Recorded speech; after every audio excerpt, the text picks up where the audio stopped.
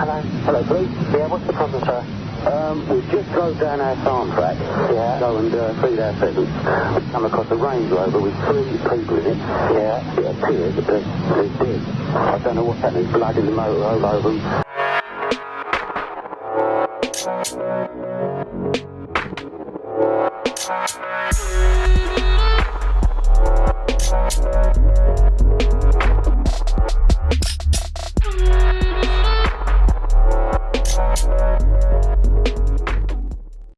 And welcome back to a new video on the Essex Boys case. As always, if you are enjoying the content, please do give the video a thumbs up.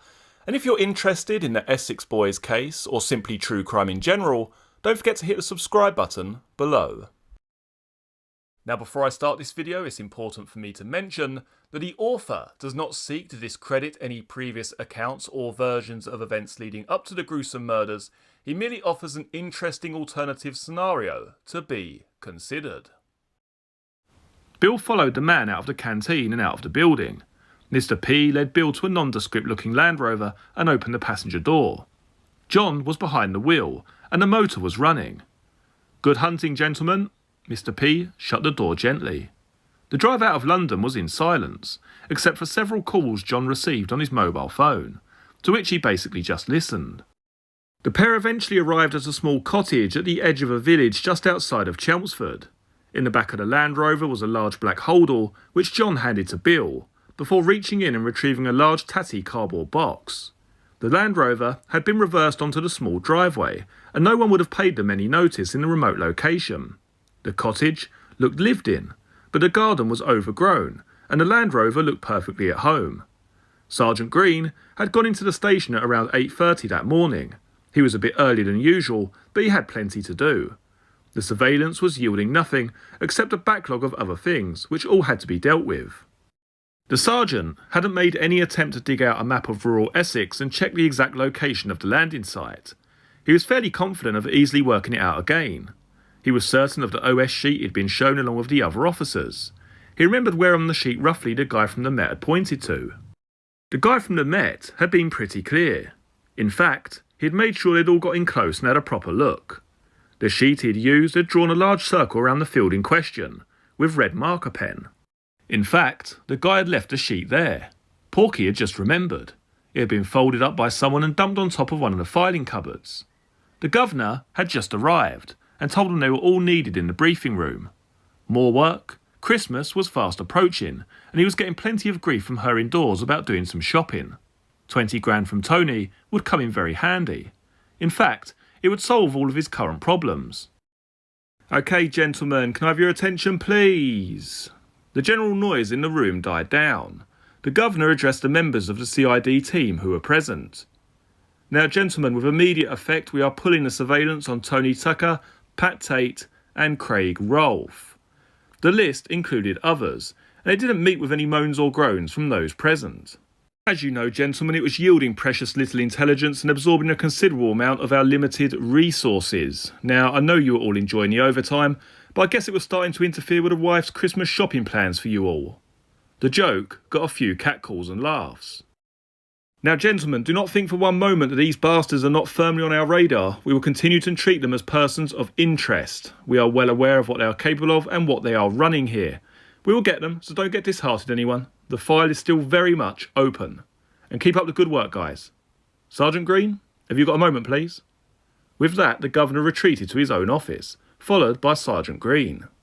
"Sorry to land this on you today, but Division have asked us to get as much as possible straight away. Can you and the 2 detective constables get all your surveillance material together? Someone from the division's going to come over and collect it. I believe they also want to have a word with you as well. No idea why. I mean, if we didn't get anything, I doubt they'll find anything."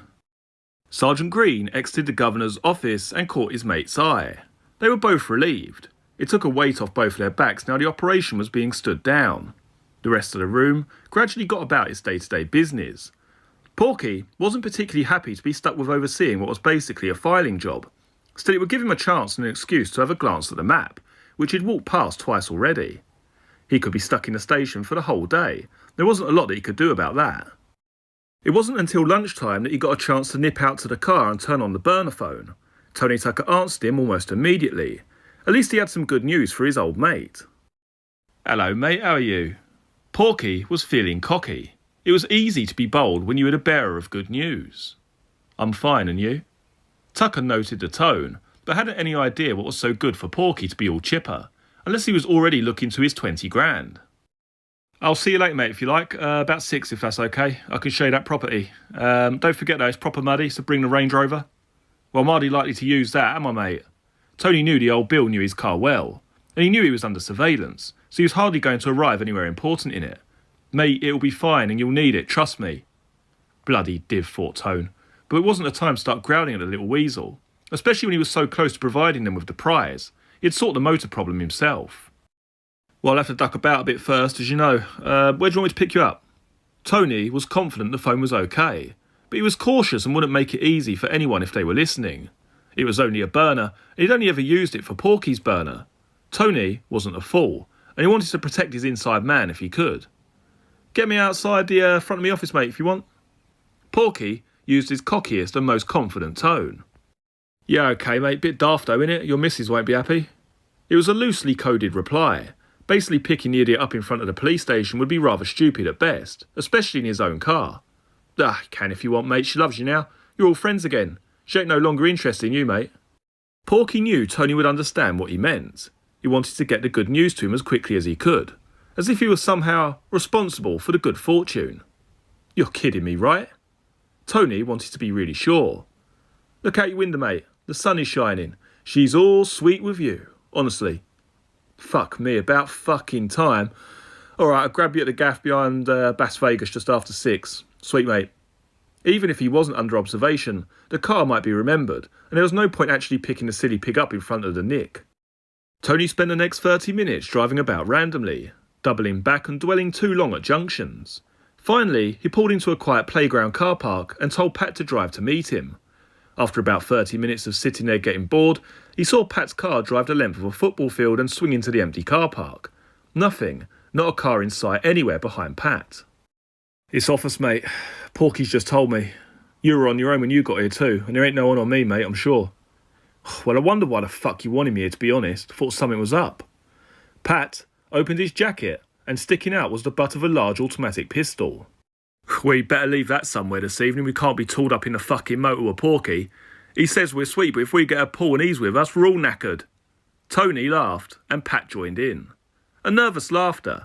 The continual surveillance had taken its toll, even if neither would ever admit it. They looked at each other and knew things were going to change.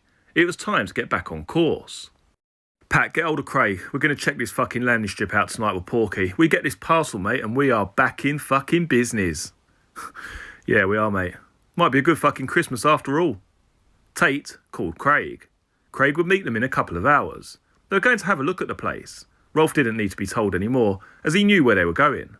The team at Romford had worked it all out, and the reports were getting written. The branch team was functioning as normal, assuming Bill would be looking at the bigger picture with the others up at Scotland Yard. The game was afoot, and it looked like the Essex boys were seriously going to make a play for the cocaine if it arrived as per their information.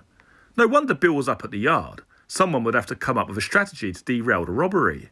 Added to that, it sounded as if Essex police had just pulled a surveillance operation on the firm.